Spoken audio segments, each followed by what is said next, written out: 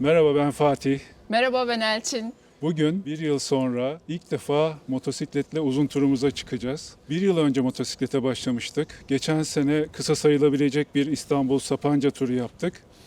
Bugünse İstanbul'dan yine yola çıkıp önce Eskişehir, sonra Uşak, sonra da bilmediğimiz herhangi bir yerden Aynen. yukarıya doğru tekrar İstanbul'a döneceğiz. Kaç gün sürecek? Eskişehir ve Uşak'tan sonra ne kadar devam edeceğiz? Bunu şu anda bilmiyoruz. Geçen yıl Sapanca turunda ilk motosikletimiz KTM 390 Adventure'la yola çıkmıştık. Bizim için yeterli bir motosikletti ama uzun yollarda çok da konfor sağlamıyordu aslında. O nedenle bu güzelliği aldık. Bu sene yeni motorumuz BMW F850 GS Adventure'la yola çıkacağız. Bu arada kamera da böyle sallanıyor. Neyse onları Çok rüzgar var. Premierde düzeltiriz. O zaman hayatım, yolculuk diyoruz? başlasın. Başlasın.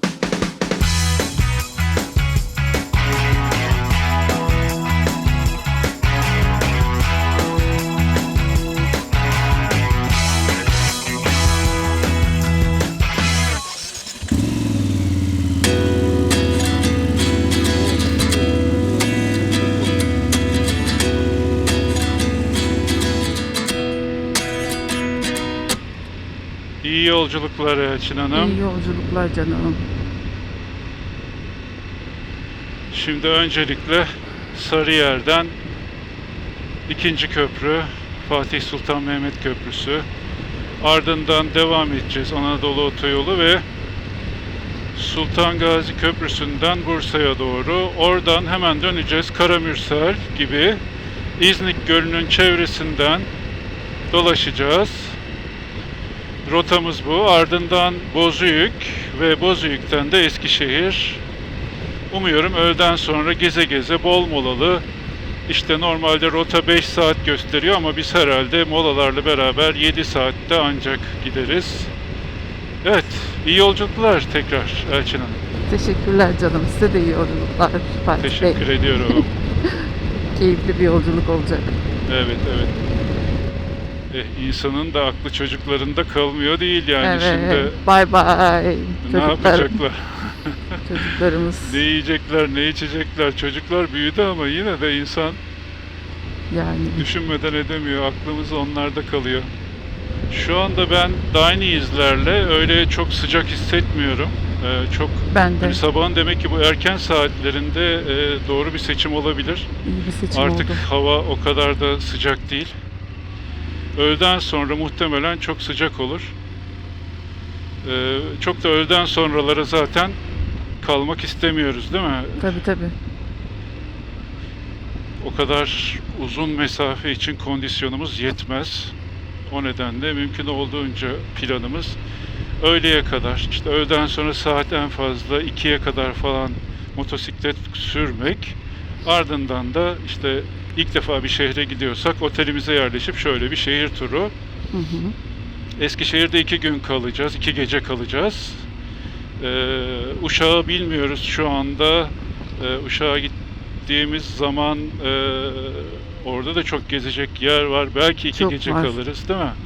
Belki bir gece. Bilmiyoruz şu anda. Şu Bakacağız anda duruma göre. bilmiyoruz. Sonra da hiç bilmiyoruz nereye gideceğiz. Artık canımız nereye isterse. Tam şeyi anlatıyordum, unuttum. Uşak'tan bahsederken orayı unuttum. Öğleye kadar kullanacağız. Gerçi bahsetmiştim yani öğleden sonra saat 2 gibi en fazla Evet. 3 gibi. Hani 3'e bile kalmamaya çalışarak çok yorulmayacağız. Bir saatte bir ya da uzun hızlı bir yoldan gidersek, uzun demeyeyim hızlı bir yoldan gidersek otoban gibi 100 kilometrede bir mola vermeyi düşünüyoruz. Molalar en az Aynen. 20 dakika, duruma göre 30 dakikaya kadar olacak. Yemek molası Böyle. biraz fazla olur. Yemek molası fazla Onun olur, dışında. haklısın. Böyle yormadan kendimizi sakin sakin, ağır ağır gideceğiz. Hayatım rahat mısın? Rahatım şu anda. Yani artçı motosikleti biraz sıkmalı bacaklarıyla derken benim popomu resmen Eritiyorum. erittin birazcık. Ama Gergin motosikletle misin? bir olun diyorlar. Bütün olun diyorlar. Evet evet, bu Ben motosikletle de bir bütün olun, oluyorum. bütün olun da sürücünüzün de poposunu Bu kadar sıkıştırmayın. Cendere'de oturuyorum şu anda. Tamam, böyle güzel. Tamam. Sevdiğimiz ağaçlı yol. Efendim? Sevdiğimiz ağaçlı yol. Evet. Yani yolun kenarlarında ağaç varsa bizim için o yol en güzel yol. Evet. Ağaçlarla kaplıysa yolun üzeri muhteşem yol. Biraz daha erken çıkıp saat 7-7.30 gibi İstanbul'u terk edebilseydik, Güzel olur. yani saat 7-7.30'da nerede olsaydık, mesela Anadolu yakasında olsaydık artık güzel olurdu. Şimdi biraz geç kaldık. Bu iyi olmadı ama sorun da yok. Bu zamanımız var. Bir yere de yetişmiyoruz, değil mi? Aynen. Yetişeceğimiz bir zaman yok şu anda. Şu anda kıyafet efsane. Bence Gayet de güzel bir sirkülasyon güzel var. bir seçim oldu ya. Evet, sirkülasyon bu arada. Gayet güzel bir sirkülasyon var. Bende sirkülasyon var, seni bilmiyorum. Benimki sirkülasyon. Kollardan güzel geliyor.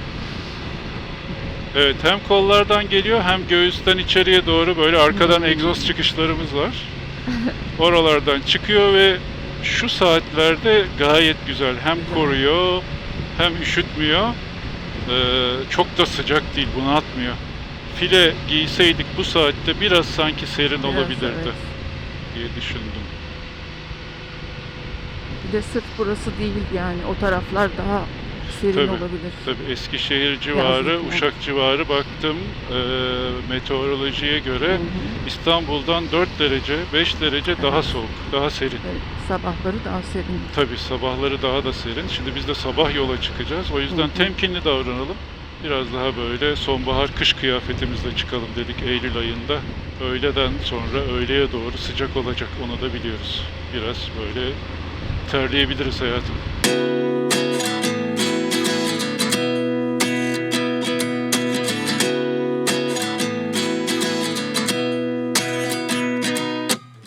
At 29 and I find myself wondering what did happen to the last 10. I ran away with my life, fast forward, never turn back again. It's kind of funny that the more we pass time, the more we need to set the rewind. And 19 was the year I had to leave you, but now I'm seeing all the signs. Is this really happening? I can't believe it's true. I'm just as surprised as you. Is this really happening? I can't be too sure, but one day I'll be yours again.